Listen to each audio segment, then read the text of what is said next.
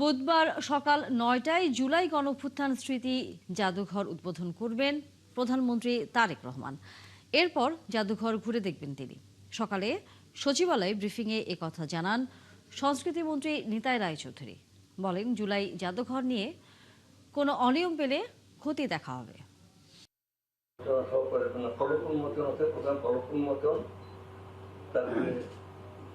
জুলাই জাদুঘরের উদ্বোধন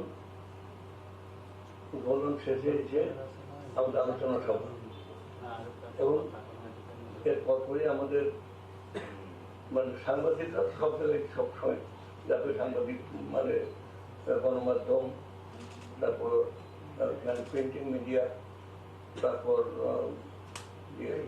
social media, online media সবকিছুই ওপেন থাকবে। এরপর আমাদের নির্দিষ্ট টাইমে সবার জন্য তাকে আমরা উন্মুক্ত করে দেবো।